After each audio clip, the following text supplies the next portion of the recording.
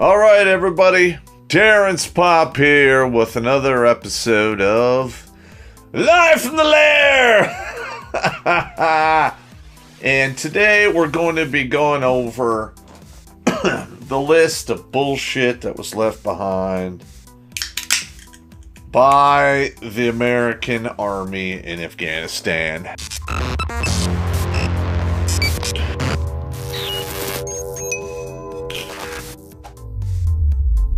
Our current stunning and brave, duly elected, most popular president ever might have delivered the coup de grace to the Republic, but the first shots were fired by useful idiot vaginuts in sheep's clothing peddling lies and propaganda before our former Kenyan-in-chief made it legal. Take a stand against the tyranny and get yourself a copy of Surviving Fourth Wave Fleminism today. A link is in the description. So, Blake and I had the live stream last night. And he showed me the list, and I'm gonna be honest. I reviewed the list, but I really didn't think about it any more deeply than that.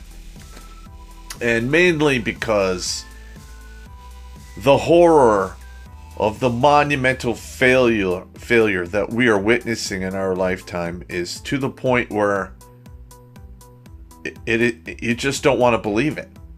You just don't want to fucking believe it. Now, this is an extensive list, and let's be honest, with the monumental F up this bad, I can almost guarantee you there is other equipment that is not on this goddamn list that will be absolutely terrifying. And what that equipment might be, I don't know. I'm going to call it right now. Moving forward, I am making the prediction that we are going to see headlines and stories in the media in regards to what we have going on here. And we're going to get a lot of those stories like, oh, and we forgot this, and oh, we forgot that. All right, now, so let's go down this list. I'm going to go down this list. I'm going to walk you through some of the stuff that is on this list, and we'll go through some pictures. Now, they say here 2,000 armored vehicles, including Humvees and MRAPs. We rotated armored units over there. And a lot of armored units, especially if they're going to be in a place deployed for a long time, they're going to leave a contingent of armored vehicles in country.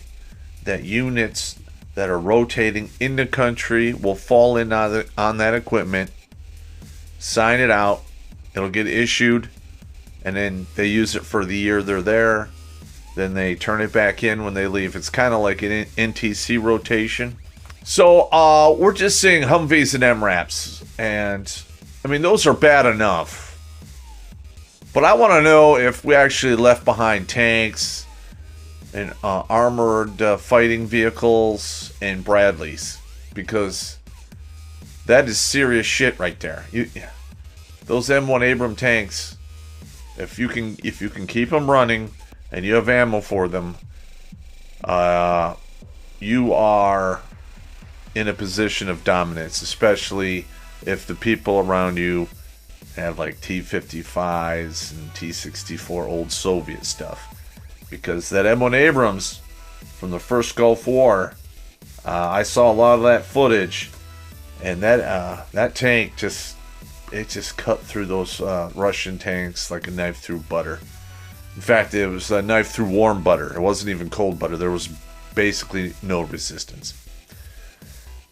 And when I was in Iraq, there was whole acres of tanks and armored fighting vehicles and so forth that the American Army had destroyed, mainly with Hellfire missiles, depleted uranium, and the armor-piercing shells that a lot of that our tanks were basically using. And it just wasn't pleasant. I mean, literally, I didn't get incredibly close to these vehicles. I got within 10 or 20 feet, and you could tell the tanks that were hit with those depleted uranium rounds, because more often than not, that round went completely through the tank. I mean, you can see entrance holes and exit holes through the turrets, which are supposed to be the thickest part of a tank.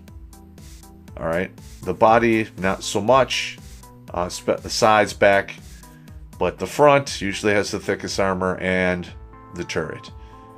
And I saw 5 or 6 hits on, I believe they're T-72s, and you can see the hole like 6 inches to the side of the gun barrel on the Russian tank, and in the back of the turret you can see the exit. So I mean, I have no idea how much armor that is off the top of my head, but I'll venture to say it's somewhere between 20 and 40 inches if you combined everything right through it. That is, I dread a piece of equipment like that dropping into the hands, you know, of the Taliban, because, you know, they seem like such nice guys and they only want the best for their country and they don't want to dominate it or anything like that. It's, you know, what are you going to do? All right, let's see if we can find us a copy of an MRAP. Here it is. All right, here's some pictures of the MRAP. Now, I'm not a big fan of these. This vehicle here was basically an afterthought after we started going into Iraq and Afghanistan, and just the massive amount of roadside bombs that were hitting the troops early on. Actually, they used them the entire time. It's not like it stopped. Now, this particular vehicle was designed, you know, if you had an IED go on off underneath it, the blast would go off to the sides and up and, you know, technically spare the people within the vehicle. That is the case for, I think it's up to IEDs up to 30 pounds. You go over that, you're risking serious problems. And it was very common, especially when I was in Iraq in 03, 04, for them to dig holes and do 200, 300, 400 pounds of explosives. And I don't care who you are. If you could be in a tank, what have you. You roll over something like that, you're more than likely going to die. And the sides of this vehicle, I believe they'll stop up to 30 cal ammunition. May or may not stop armor piercing. I'm not up to speed on that. But a 50 cal will chew through that real easy. So, and you know, if you're riding around putting troops in that and you receive contact, this vehicle's really high up. The minute those doors open, people are jumping out. They are subject to getting whacked in a bad way here. So let's go back to the weapons list. I'm not going to show you the Humvees. We'll be here for like an hour if I do that. We all know what the Humvees look like. And if you want to know what an up-armored Humvee is, take a look at it. But my fear is we left actual tanks and Bradleys behind. Okay, let's go down to this next one here. 75,000, let's just round it up. 76,000 vehicles. We got the Ford Rangers, the Ford F-350 pickup trucks, vans, cars. I know that from people I've spoken to and individuals I know who work in the system of being the guards for the embassy and so forth, these armored security vehicles are basically armored SUVs, and they'll stop basically 30 cal and below ammunition. Anything more than that, it's probably not going to work out. But it is what it is. Now, I've driven in some of those up armored SUVs, and they're the tits. They're nice. They have AC and all that shit, but they're not frontline fight vehicles for fighting. But Afghanistan has been divvied up into a whole bunch of warlords. And I can almost guarantee you now they're divvying all that stuff up now as we speak. We got the Black Hawk helicopter. Let me show you some of that. All right, now when I first came in the service, we were using Huey helicopters. In my opinion, I like the Huey because, you know, I crashed in one and it auto-rotated. I liked it. But when I first came in the early 90s, late 80s, we called the Black Hawk the Crash Hawk because they were always getting grounded. They were always crashing. There's a bunch of crazy wazoo shit that was going on with these back then. It took them about half a decade to iron it all out. Now these vehicles are as reliable as a UH, basically as a Huey. I myself don't care to fly in helicopters. I do it. I did it because it was part of the job, and I especially did not like flying in Black Hawks because let's face it, the newer aircraft have a tendency, a greater tendency to turn into a basically an inferno when they crash, and you more than likely will survive the crash, but not the resulting fire. Yeah, and not to mention, you can put gun platforms and missile pods, and you could turn a Black Hawk into one hell of a ground support vehicle. If you didn't really have to worry about ground fire as much. 45 Black Hawk helicopters. When you start talking about the huge whiz-bang crazy stuff that we left behind, if they don't get the technicians and the equipment needed, that stuff is not going to last long. I mean, the Black Hawk airframes are pretty old now, and after so many flight hours, they have to be grounded, inspected, and you got to start swapping out parts that are going bad and so forth. I'm not seeing the helicopter piece being too bad. You know, if they get the support they need from other countries, it's going to be a problem. All right, now we're going to talk about these Scout helicopters that are left behind. You're going to love this one. This helicopter, if you can see here, it's got all the whiz-bang crazy shit on it. This one over here has, rocket pods. And the unit that we have here in the United States that flies mainly these helicopters is Task Force 160, who flies for CAG and Special Operations, mostly for CAG. And CAG is another word for Delta, which technically does exist. Yeah, right. Now, I've flown on these before. They're I think this one, I don't know if it's the military version of the Loach. The ones that I dealt with, they didn't have the pointed nose. It was more rounded. It looked like the chopper for Magnum PI. And there were no pods on it, and there was 3 of us on each side, and we would land on rooftops, unhook, and go about our business. I can't even imagine how deadly these things are now, because back in the day, with 1990s, early 2000 technology, they were a goddamn nightmare. And you can see in this one here, you know what that looks like to me? That looks like a 40 millimeter automatic grenade launcher sitting on top of rockets. And this looks like another chain gun of some type. I don't know, but the way this is designed, you literally land it, you pull some pins, these drop off, 4 or 5 guys, put another one on there, put the pins in, you top off on fuel, and you're up and gone. And it's literally, when you watch them refit and fuel up these helicopters when they come in, it's like watching Formula One. The ground crews are on it, man. In Panama, we had, I think, 6 of these that air landed, and they rolled them right out of the back of the C-130 and had them up and running in 4 minutes.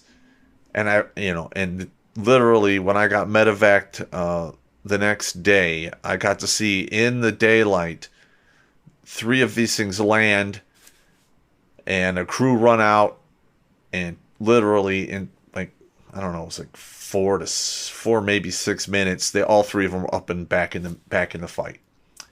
This stuff is scary shit right here. All right, now when we go down this list, some of the stuff that, you know, could help arm this helicopter is on that list. All right, and let's go here. All right, so we got the scout helicopter. All right, well, now we got the military drones here. Now, again, the military drones, you need to have people that can fly them, that know how to fly them, and can do the maintenance on this stuff. Now, that stuff is available. And now the Taliban have money because we left pallets of cash behind that they can afford to basically pay contractors to come out there and run their shit for them. Because I have a feeling that's exactly what's going to happen.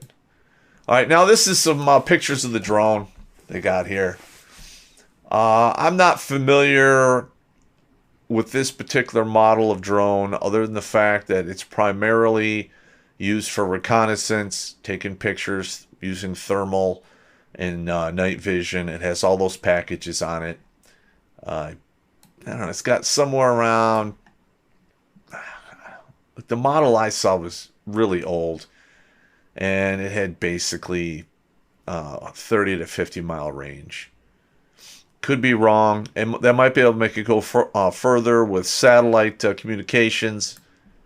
I don't know what that would entail if they don't have it, what that range would be. It's probably significantly shorter.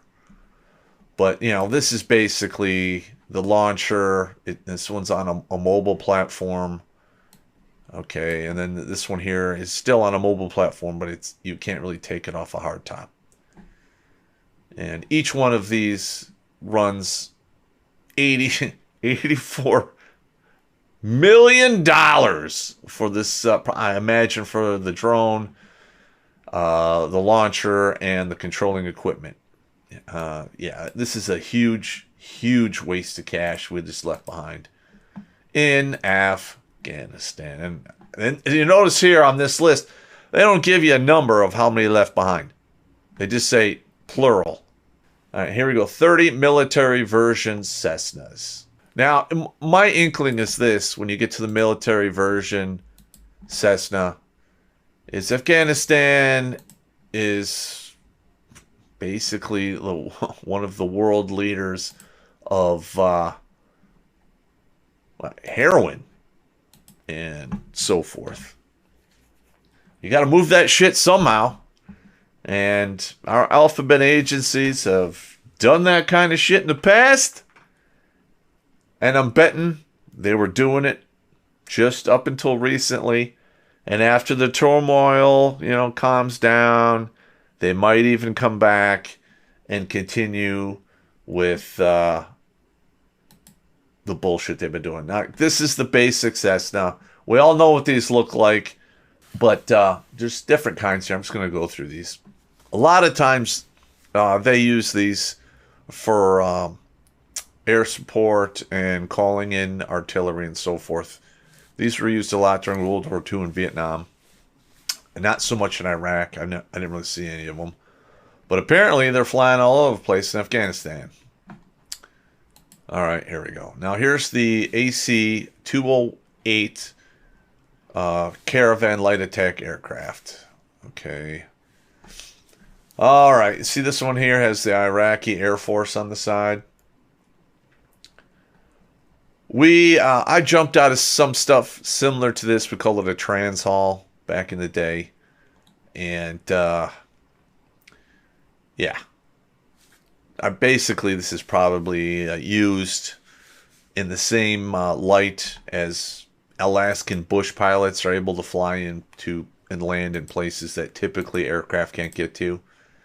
I don't know the actual takeoff and landing distance needed for this type of aircraft, but I did venture capital for a bush plane called a Goat that could literally land inside a football stadium and then take off from within the football stadium as well. And I mean, it was pretty cool. It is what it is. Let's go back to the list here. Okay. All right, now the C-130, everyone knows what this looks like. Here it is right here. All right, now, of all of the stuff on this list, this one here is top of the food chain for maintenance, parts, and equipment. These airframes, most of the ones that we have in active service are coming up on the end of their service life due to stress on the airframes. Now, typically when that happens, they get mothballed and they scrap them for parts. And they, when it's all said and done, they're usually left with the bones, which are sold for scrap metal. What most people don't know is the C-130 is designed to take a hell of a lot of weight up into the air as fast as possible. All right, that is not conducive to a stable airframe or one that lasts a long time. Okay, there have been a lot of military tragedies in the past that revolved around these things crashing, and it usually revolved around either the anchor points for the engine onto the air wing or a problem with the airframe and too many stress fractures and so forth. And we left 4 of those behind. Now, here we go. Now, this Brazilian-made A-29, Super Tunco ground aircraft. All right, let's be honest here. This was, we have models that we designed here in the United States that basically is for this purpose. I've read some articles and looked at some of the briefings that we used within the military in regards to this type of ground attack aircraft. When it comes to ground attack aircraft, there is nothing better than the A-10. I mean, that is the cutting edge ground attack aircraft. They built that thing around a 30 millimeter chain gun that chews through armor, can carry an insane amount of ordnance. It has virtually everything is redundant, and some of the more important systems, I believe they're not only are they redundant, but they have like a super secret probation controls, so you can fly that thing home when you shoot big ass holes in it, which happened all the time in First and Second Gulf War. And I don't recall how many of these were actually shot down, but it wasn't many. All right, now I'm going to show you what these things look like. Okay, and here we go then. A-29. All right, now, I mean, when you look at this one here, I mean, just look at that. It's got a turboprop on it. Let's see if we can find one that actually has some pods and shit. Hang on. Here we go. Here's one here. And we got a view inside the cockpit over here. Let's see if we can move that over there. I mean, look at that. Jesus Christ. All right, now, when I looked at the specs for this aircraft, okay, we had a fighter in World War II, the Thunderbolt, that could carry a little bit more than this. But this is a very, very whittled down aircraft when it comes to weight. And they did that so it has a lot of fuel capacity to loiter, because that is very important for air support. Basically, we have operations going on in the ground. These dudes are just basically doing loops, loitering over the battle space.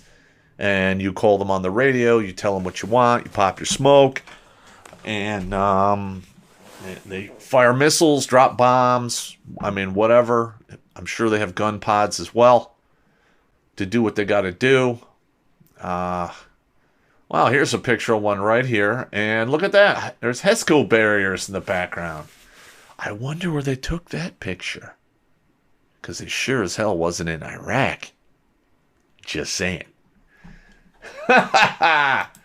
All right, let's do some more of the list here. All right, we covered that. Heavy equipment, bulldozers, backhoes, dump trucks, and what have you.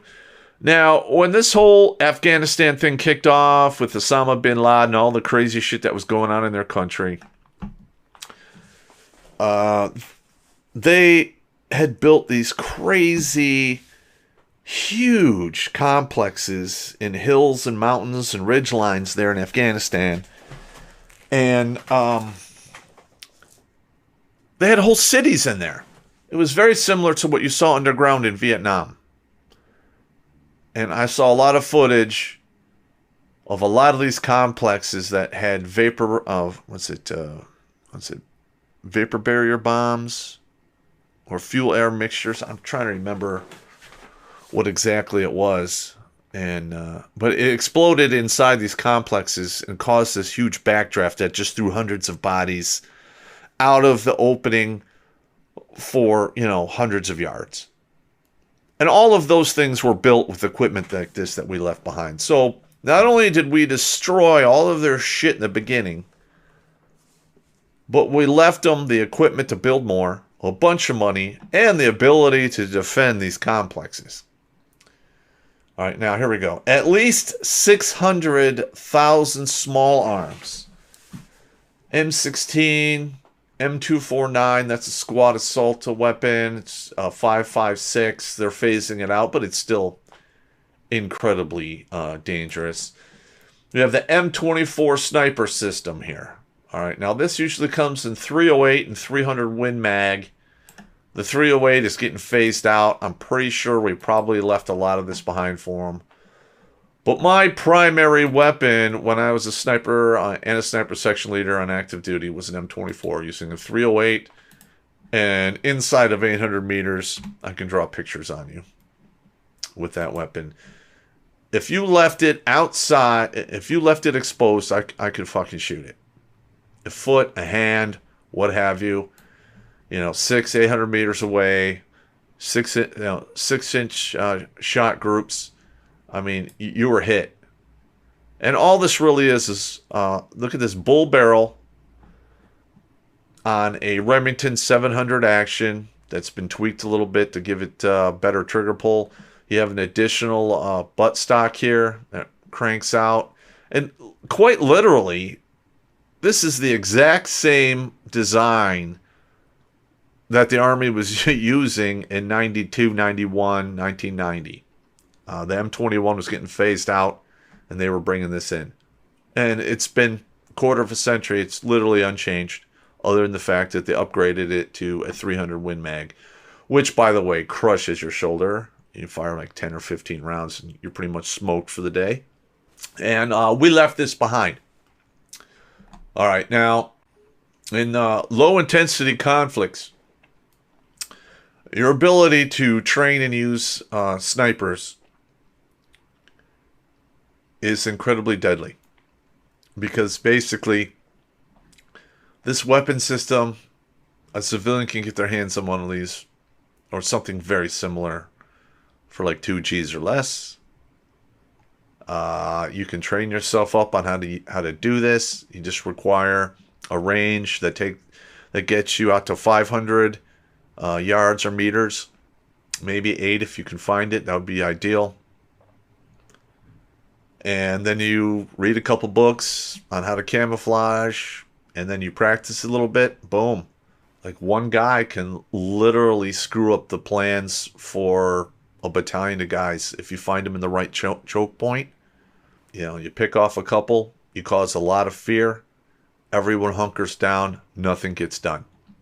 And it costs you 2 G's and a dude, and you can literally wreak absolute havoc. And I'm not even putting the 50 cal sniper rifle in there, because I'm sure that's been left behind as well. The Barrett, I fired that a few times. But yeah, here we go. 50 calibers, 1,400 203 grenade launchers. That is an effective range up to 400 meters. Look at this. The M134 minigun, 20 millimeter Gatling guns, and ammunition. Okay, remember I was talking about those helicopters? Well, there's the minigun and the Gatling gun. That can be, I can almost guarantee you, these are in gun pods that can be put on the bottom of those aircraft, those ground attack aircraft and helicopters. I can almost guarantee it. Whoo! Are we having fun yet? 600,000 small arm platforms. That is enough small arms to field 10 corps of soldiers. 10 corps. That is way beyond an army. That's a lot of weapons. Now, I looked at a lot of their weapons. Most of them, I say most of them. Most of the ones I saw, I didn't see every single one or pictures of every single one. But the pictures I saw were very heavy in M16A1s. Now, what does that tell you? A lot of those weapons are basically the beat-up stock that we quit using in the 70s, early 80s. And they probably are from the Vietnam era. Now, I'm not saying they aren't functional. I'm just saying they are older, and there's a greater chance that they aren't functioning well, or I know they're not quite as accurate once you... I mean, a weapon's that old, if you don't put a new barrel on them, their accuracy goes to shit. Now, I do know there are M16A2s out there floating around, and those things can hit point targets out to 500-600 meters, no problem, and could, turn your life into a redneck nightmare at 800 if they just want to, put suppressive fire on your location. Okay, they have howitzers here. They don't break them down by type and caliber. Probably mostly 105s. They probably have some 155s in there. But that, the howitzer game, that's pretty much what I envision that they have. That's pretty much what the active army uses. Mortars, plus thousands of rounds. All right, now 60 millimeter mortars is basically a weapons platform that will fire a mortar with the same explosive force as a hand grenade, up to roughly 32 to 3,600 meters. The 81 millimeter mortar with just the basic full cheese charge round will fire 55 to 6,200 meters, depending upon if it's a newer design of the tube or not. Now, 162,000 pieces of encrypted military communications gear. All right, now, as a former retired, spec ops guy, grunt, if you lost a piece of encrypted military communications gear, you are in, unless you were in direct contact with the enemy and that stuff was in a rucksack that you had to leave behind, it's either that or die. That's probably the only scenario you wouldn't get fucked up. All right. You are at a minimum gonna get a field grade Article 15. You're going to lose probably 2 stripes, 3 months pay, a statement of charges. You're going to get the whole candygram. Now, just multiply that by 160,000. And the people who allowed this to happen are going to receive 0 accountability. Just for this. I mean, this is such a huge kick in the dick. I mean, you got to get kicked in the dick so hard, it's got to shoot out your ass for losing this amount of encrypted military comms gear. All right. First of all, this shit is incredibly expensive. And once you lose it, you got to change all of the ComSec within it to, so it's not basically... they don't break your codes and stuff, which I'm not a code guy, but if you're a code guy and you have the right equipment and training and you got your hands on some enemy comms gear that was encrypted, it probably wouldn't take long before you could crack it and figure out how they were encrypting it so you can listen to future communications. 160,000 plus night vision goggles. They don't even know. They put a plus on there. And then they got the newest technology night vision scopes and thermal scopes and thermal now the thermal monoscope is not a big deal. I think you can see 200, 300 yards with it. That's about it. But thermal scopes especially on a sniper platform, are an absolute nightmare because thermal is a bitch. It is almost impossible to hide from. You can do it for short amounts of time, but if you're stuck in the open, they have thermal, and you're hiding, I can almost guarantee you it's just a matter of time before they walk up on you and they send you to, the happy highway upstairs. That's just it. Thermal is an absolute bitch. All right, now, again, we talked about those ground attack aircraft and helicopters. We left 10,000 2.25-inch air-to-ground rockets. Now, I have seen these things in action, and they are absolutely devastating. And here is a picture of it right here. Now, this is just the rocket tube here. Here is all of the different types of warheads you can stick on this rocket.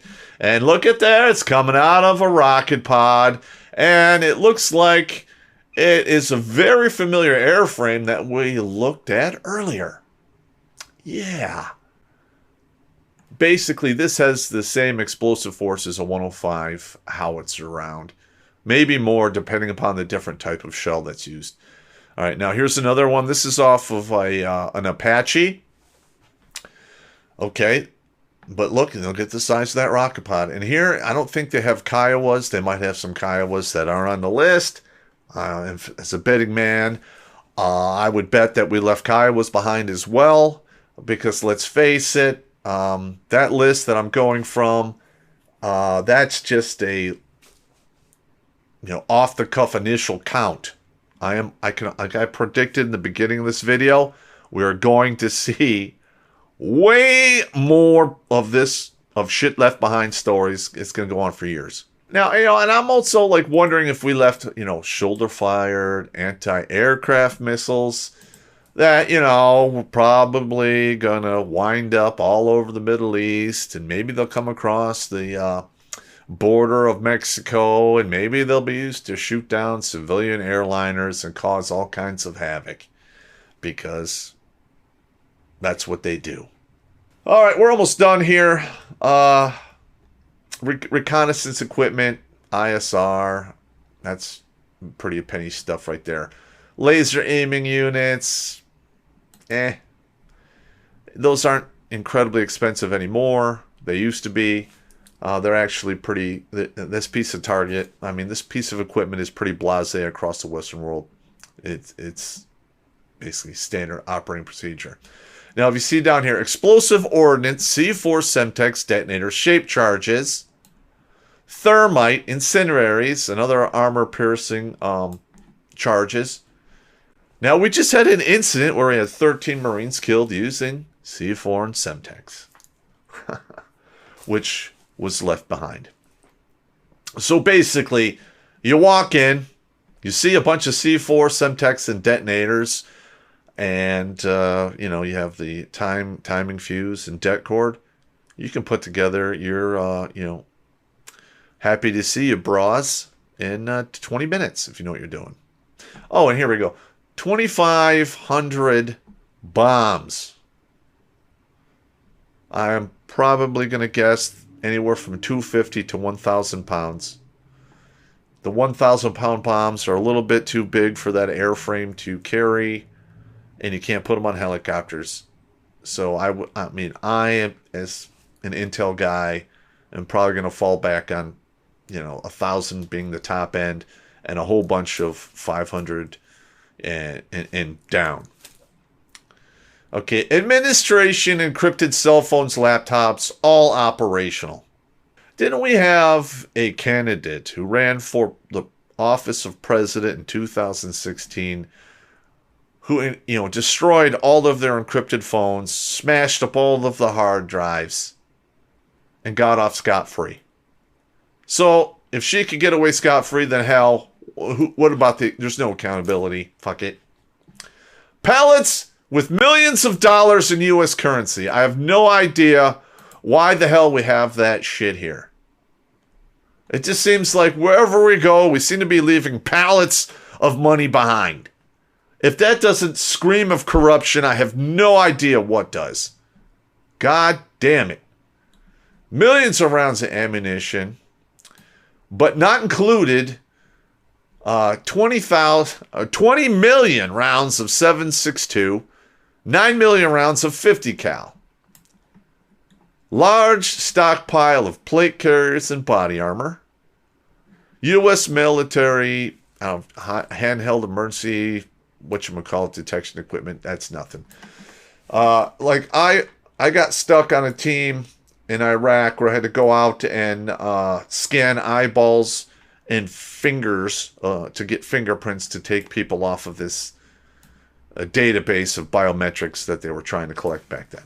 But let me tell you, if you're in Afghanistan and you have a list of people that worked for the United States government or army or military or what have you, and you find their file of biometrics, there's literally nowhere in the country they can hide.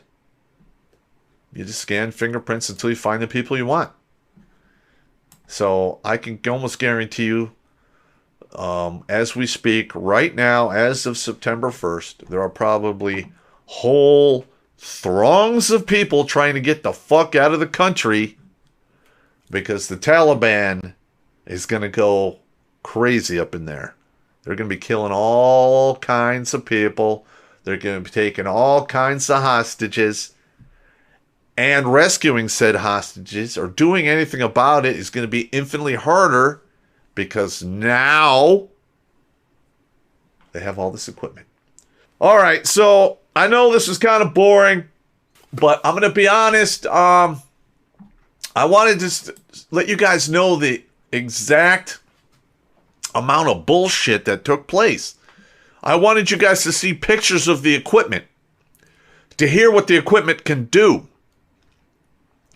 and how we left all of this shit behind. It's not like it's a secret that the Afghan army was going to collapse. We knew that from like year 2. It is now year 20.